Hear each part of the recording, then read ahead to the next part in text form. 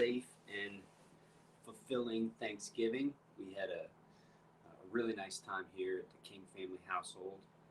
Um, but we tried a turkey from a different kind of a different place and a different style. We had a smoked turkey that you then had to reheat, and the leftovers weren't that good. The day of, it wasn't that good, and we just thought about my brother-in-law Alex's um, turkey, which he just does something special with that bird. So we were a little disappointed with the turkey, but other than that, it was cool. We did the Zoom Thanksgiving, um, where we got all our family from different households all together on Zoom. That was cool. Um, so yeah, it was really nice. It was a really nice holiday. Oh well, I have to bring this up before we get into the training. The Washington football team didn't just win on Thanksgiving Day. I think I talked about this on Friday, uh, but it's worth bringing up again. They didn't just win on Thanksgiving. They beat the snot out of Dallas, and that was awesome. I'm still kind of riding high off that. That's just been the best. I mean, if the season tanks from here, like, all right, that'll suck, but uh, that will this year will always include that whooping of Dallas on Thanksgiving. Whew, that was great. Okay, so this week is the second to last week of the Art of Peace practice. So we'll do this week, next week, and then the week after that, I'm going to take the week off, just take a break, and then we'll get back to the basic work with the mindfulness training. But we're getting into the part of the Art of Peace that really gets into the side of the process where you recognize the things that are typically driving you, and you begin to see those things as choices, so you can choose to take that path. And at some point you get to choose, there is the path that I've always taken. I'm not going to take that path. I'm going to move forward with this flow, with this Art of Peace practice. And this is kind of where we're at when it comes to what that is. Like, what does it mean to get into the flow? And so, for example, in 101st stanza, okay, here's how it reads: the techniques of the way of peace change constantly. Every encounter is unique, and the appropriate response should emerge naturally. Today's technique will be different tomorrow. Do not get caught up with the form and appearance of a challenge. The art of peace has no form. It is the study of the spirit. So he said a while back, the spirit is the true shield. Um, but here's an example. So let me paint the picture of what internal narrative is. Okay. Um, so what this stanza is saying is that the way of peace changes constantly. So that's not a terribly profound statement. Change is always the case, but how does the typical human navigate this type of change? Well, let's just take everything and simplify it. Um, in the military, okay, you are kind of in control. You are controlled by this larger narrative, okay? And the narrative is why you're doing what you're doing, where you fit in, how long you're going to be doing it, what your job is. Um, so it's this stream, it's this narrative that extends out beyond your present moment. And the way you participate with this kind of extension is by fitting yourself in the narrative.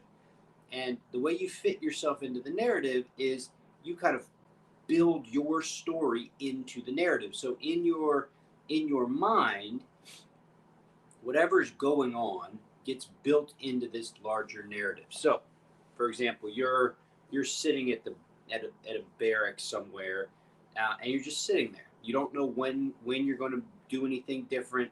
All you know is that you just got to sit there until you're told what to do. So how do you deal with that uncertainty? Well, the narrative is this story that you tell in your head about why this stuff makes sense. So The narrative will be, well, I volunteered to join the military. Now I'm sitting and waiting. Hurrying up and waiting for the next thing. I'm I'm waiting for orders. This is classic, officer BS. We're doing this because we've got, to protect the country. I'm doing this for my battle buddy. So you start to fit this. You start to fit yourself into this larger narrative, and in the military, for example, you have lots and lots of time where you just sit around. You just sit and you wait. And so part of what happens is while you're sitting and waiting, you're filling the narrative in. Now, the narrative gets filled in with the story of why you're there. Then you can shift from that narrative to fantasy. You can fantasize about what you're doing next, what's coming later. If you get this, you can go into materialism and have fantasy about the stuff that you want or the stuff that you need. You can go into lust and desire, thinking about the girl or boy or partner that you have that you're excited to interact with. You think about past experiences. So you've got this story, right? All this stuff. Now, if you've got PTSD and you've got, quiet time, then the narrative could go real dark, right? Now, what happens is that as you narrate, your body feels. Okay, so everything you narrate, your body feels. So depending on what you're narrating, so if you're narrating really negative, you're going to feel that. If you're narrating really positive, you're going to feel that. So the bottom line is the internal story, the internal narrative, one, takes place as something that you fit into the larger picture, and two, it has an impact on your body. So you feel whatever you narrate. All right, so that kind of gives you the broad scope of what I mean. Now let me give you a specific detail. So was it Saturday? I guess it was Saturday. It was Saturday. And I mean, literally, we had just finished up Thanksgiving on Friday, finished up leftovers. We're still eating leftovers. We're taking some stuff down on Saturday. And my children and my wife are like, let's do Thanksgiving. Let's put up all the Christmas ornaments. And my initial reaction, which is based on my experience with Christmas, is that that's too soon. We haven't even finished up Thanksgiving yet, and now we're rushing into Christmas. It just feels so fast, and so then we go on this hike, and then we're going to get this Christmas tree. So then we get this Christmas tree, and it's all just like boom, boom, boom, and in my head, I'm just like, this is so fast, and then my wife says, we gotta, and my children, it's not just my wife, they say, all right, we got to put it all up tonight. And I was just like, all right. So I start the process of getting this stuff down from the attic. And we've got, so for Thanksgiving, we have like 2 boxes of storage stuff. For Halloween, there's 1. For Easter, there's 1.5. But for Christmas, there's about 10. So as I'm walking up the attic steps to pick up the first kind of container of Christmas stuff, a narrative starts in my head that's negative. Why are we doing this so fast? Look at all this stuff. I'm tired. It's at the end of the day, and I've got to carry all these things down. Daggone it. This is just too much. We're rushing it. This is just ridiculous. I can't believe my wife's making me do this. We just need to tell my children to wait. This is just too fast. And so I'm building this narrative in my head, right? And as I build this narrative in my head, I'm having arguments with my wife about why we shouldn't be doing what we're doing and we should be doing something else. So the first box that I take down and put into the guest room, and then as I'm on my way back up, I start to feel myself getting angry. I start to feel myself starting to boil, okay?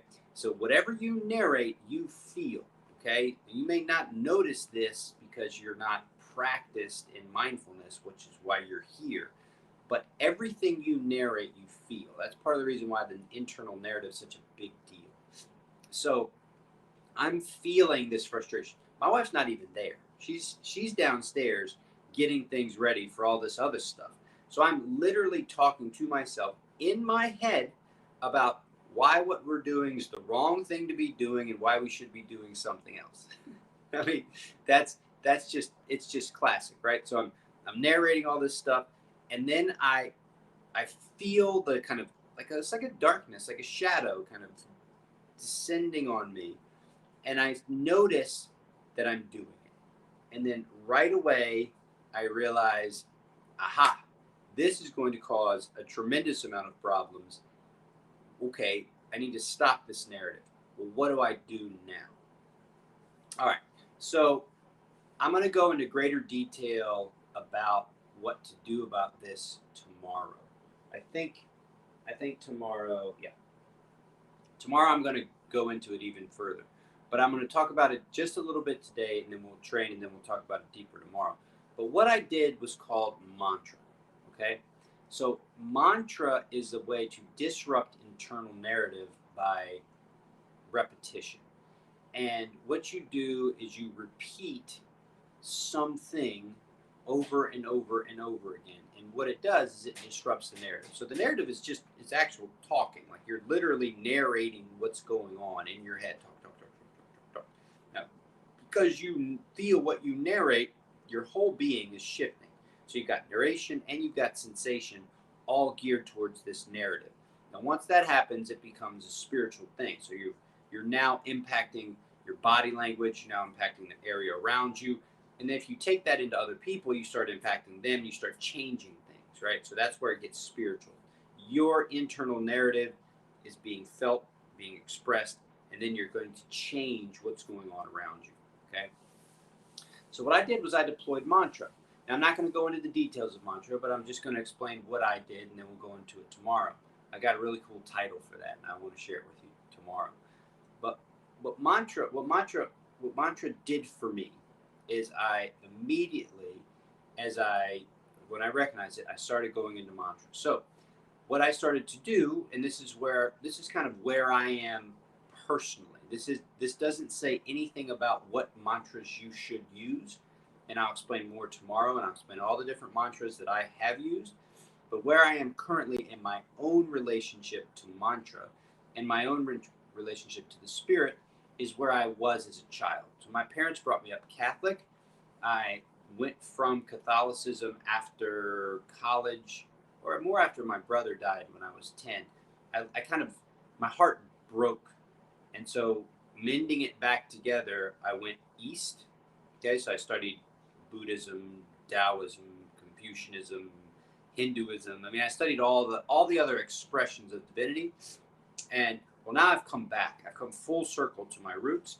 So for me, yesterday, and this is not always the same, and I'll explain more tomorrow, mantra was on the way up the stairs, I said the Lord's Prayer. On the way down the stairs, I said the Hail Mary. So those are two prayers that are examples of what a mantra could be for you.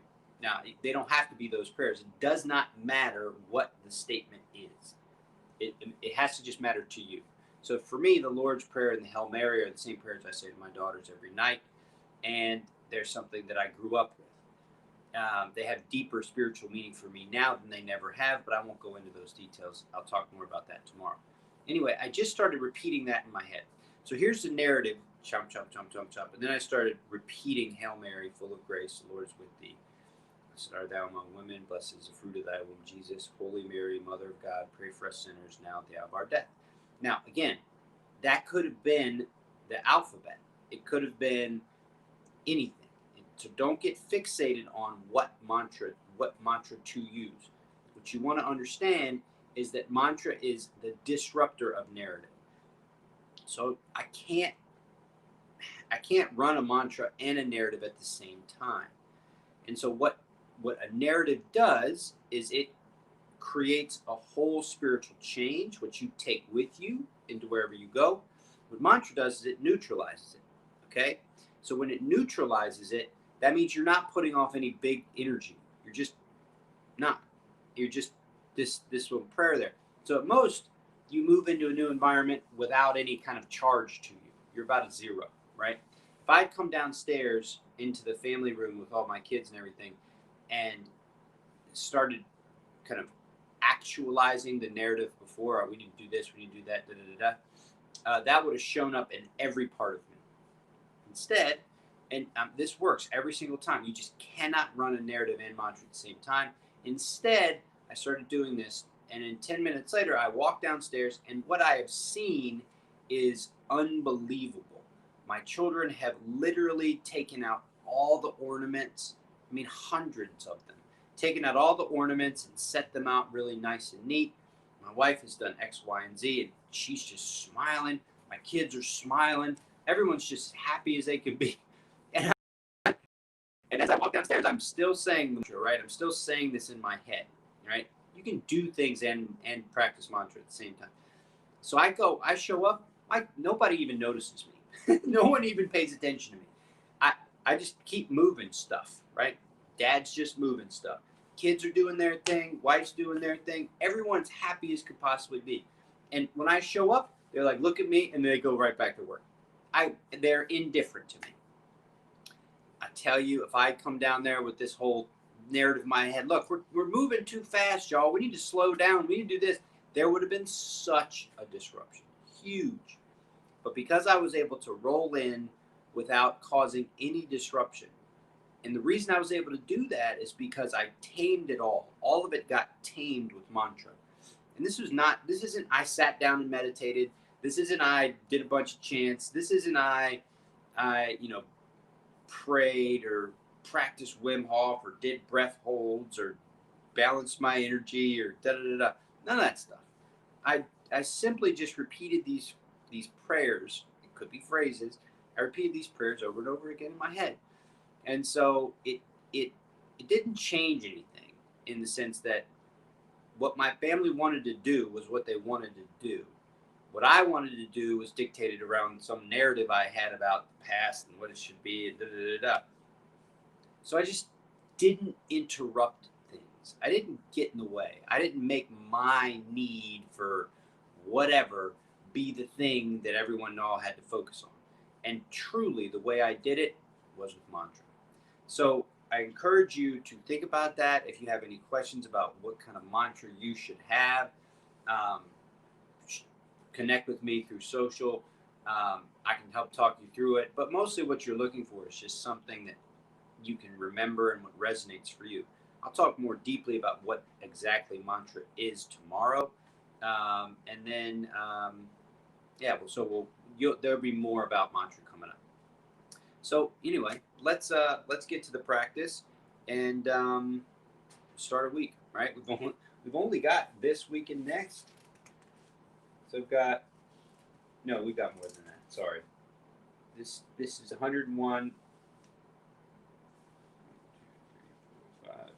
There's 3 weeks. So there's this week, next week, and the week after. Then I'll take a week off. Okay. So follow your cues to comfort. Find your way to 5% more comfort and ease. Here comes first bell.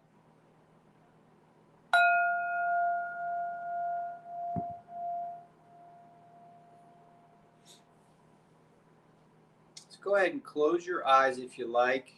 If you're not comfortable closing your eyes, cast them down. With your eyes closed, go into your sense of sound. Identify what's in your direct vicinity through sound. And then give all the sounds that show up kind of a placement in your awareness. I like using a clock. So I've got pretty close in, I've got it 10 o'clock. And more like 11 o'clock. The sound of the space heater.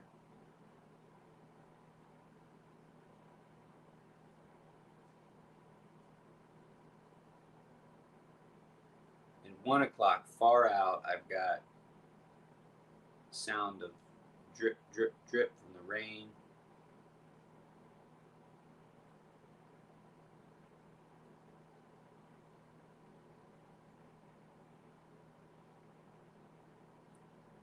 But if I think about the space around me, most of that space is empty of sound. It's quiet. So just visualize the space of the room, of the garage, the little pocket of sound coming from the space heater, and the rest of this space just is empty.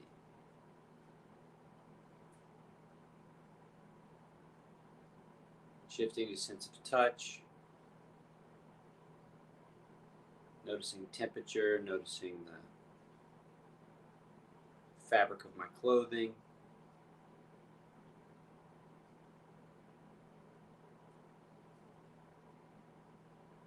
Different temperatures. My right big toe is a little bit cold. The palms of my hands facing down on my knees are warm.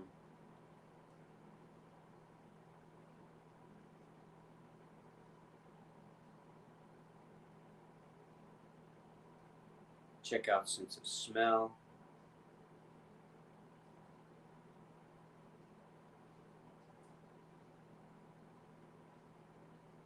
Mindful of emptiness. So mindful of no smell. How no smell registers as no smell. Taste in mouth, neutral.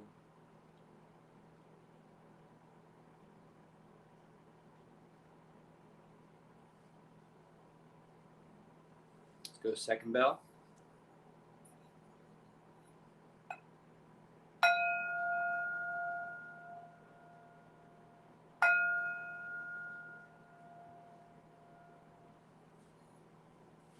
Ground. You check your ground. Is there anything that would feel good to do? Would it feel good to adjust, to make some little shifts, to be a little bit more comfortable, more at ease? Maybe there's a big movement that you want to make. Feel free to make any movement you like. It's entirely your call to decide what's comfortable for you today. And don't get kind of don't get confused by the seat as being just like a you're just sitting, right? It takes a fair amount of strength and flexibility to sit well. It's not the easiest thing in the world. I ran into a fellow meditator just the other day, and he described having to using one of his cues for comfort is leaning against a wall. That helps him with his core. Otherwise, his back feels too fatigued. So sitting is not nothing, right? When you're sitting up straight, it's a big deal. So find a comfortable ground and then start to build, coming first to your pelvis, making little movements there, just a little shifting, noticing where that pelvic bowl is tilted or balanced. Again, making little movements that fit for you today. Next, come to the core region. Now, one of the things I think about with the core is that it's not leveraged like pulleys and levers. It's leveraged more like tensegrity, which is a way of imagining your alignment where everything is balancing within these much smaller kind of amounts of space. So everything has its own kind of balance and leverage. Every square inch of your core has its own balance and leverage from not just your bones and your muscles, but your bones, your muscles, your fascia, your tendons. I mean, everything plays a role in creating kind of counterbalances. So when you're lifting, don't just think of lifting at the spine. It's all the soft tissue. All the soft tissue kind of balances itself as you think of lifting your whole core. Not sucking your core in, but lifting the whole core. Lifting into the heart space. Getting to the heart space, lifting further. Not forcing it, but a lift, an uprightness. Once you get to the core, that uprightness gets balanced by the balancing of your shoulders collarbones. So shoulder blades, collarbones sit on top of this column of balance. And it's always worth it to move those shoulder blades around just a little bit. Feel where they are today. Notice where your elbows are in relation to your shoulder blades. And then how do you have your hands?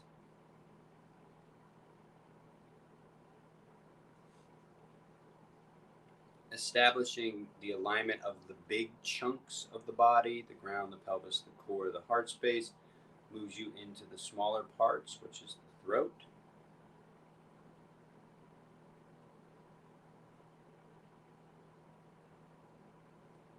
I also include the jaw here. See if you can notice breath moving in the throat. What's nice about the brain itself and its neuroplastic nature is that every time you do something, even if it's something you've done 1,000 times before, there's nuance to be observed. There are things that you didn't notice before that are there that start to show up. So every time I guide you to this little kind of engagement with breath moving up and down the throat, be curious. Just put your mind into a sense of curiosity. Can I feel the difference between the inhale coming down the throat and the exhale moving up? Can I feel the difference between the breath, or the temperature of the breath coming in, the breath coming out?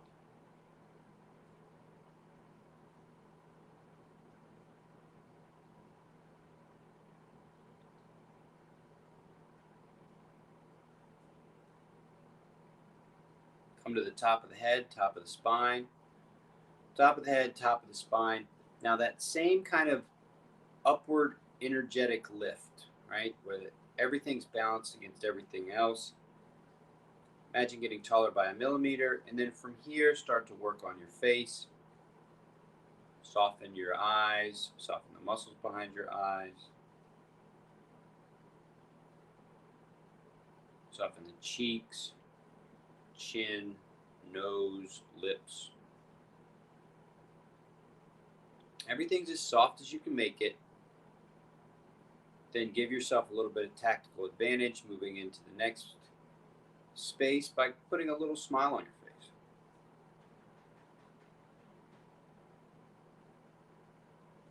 You just practice smiling at the eyes, smiling at the mouth, smiling at the cheeks.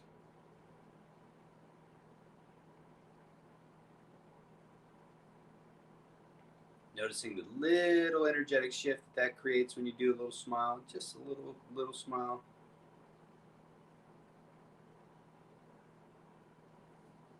And let's move into third bell.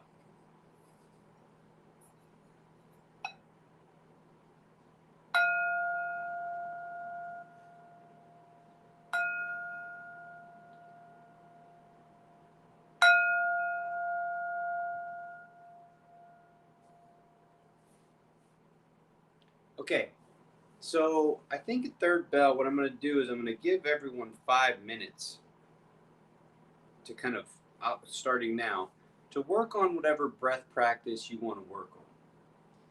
And the reason why I want to do this is I want to offer people an opportunity to do things with their breathing and their practice that they might, it might be different than what I'm working on. And I'm just going to try this for a little while to see how it goes in the context of the bells. But we have 5 minutes here, and so maybe the 5 minutes you want to just kind of sit and be quiet and still and focus on your breath. Maybe even mute me. Maybe you want to work on something we've worked on in the past, but we're not working on today, or maybe you want to work on what I'm offering. But use this 5 minutes as an opportunity to kind of do the work. Maybe the work is just noticing the narrative. Maybe the work is the actual focusing on the breath. Maybe you're still kind of going to focus on what I'm doing. But either way, just going to try third bell as it's going to be 5 minutes long, and you get to kind of make your own call. So for me, what I want to do is I just want to sit. I just want to sit quietly, noticing narrative, and bring it back to breath. Noticing thoughts, noticing movements, noticing urges, impulses, coming back to breath.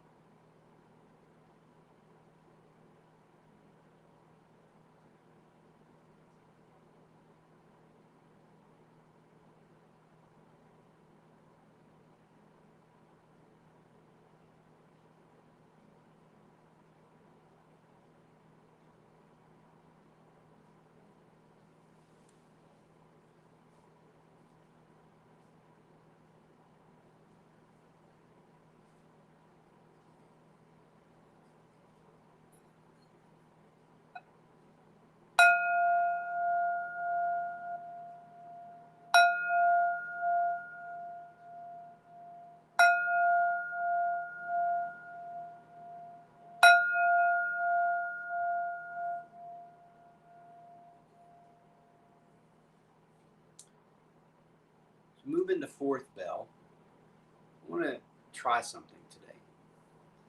So feel free to keep your eyes closed or come back to paying attention to me. But one of the things my kids like to do is they like to make the little heart sign with their hands. And so what I wanted to try was during fourth bell, when we go into the gratitude practice and the compassion practice, I just want you to create this heart picture with your hand. So I've been playing around with how to do it, and I think that's like a like really skinny heart, which I can't really see. This is the kind of the one I've seen. Yeah, this is the one I've seen a lot of people do, and I'm slowly starting to get better at it. But just kind of make that heart picture right in front of your heart. And when you think about who you're grateful for or what you're grateful for, think about that as kind of this symbol, as signifying that, like an outer expression of that. Picture that in your mind, picture that in your heart. Kind of having this little heart symbol gives you kind of something to practice doing as you kind of put it together. So you can picture in your mind what you're grateful for. And then imagine that the goodwill that you've cultivated in your heart is being expressed through your hands into the world for those that do not have what you have, or those that are really struggling or having a really hard time. You picture them in your mind, but with your imagination, take this goodwill that you've got in your own heart and send it out into the world. I promise you, if you make this symbol and picture goodwill from your heart going to those that are really struggling, it will feel different than typical practice. I can feel this is a little bit different than the typical practice too. There's an elevated element to it, which I kind of like. It falls under the mudra, which is using your hands to kind of express what's going on internally. So play with that for just a moment and be very intentional about your finish. 2 breaths, finishing on the exhale.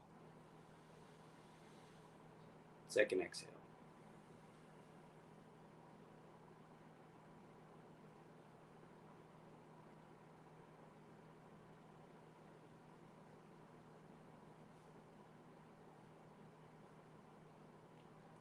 All right, a lot going on today. A lot of stuff.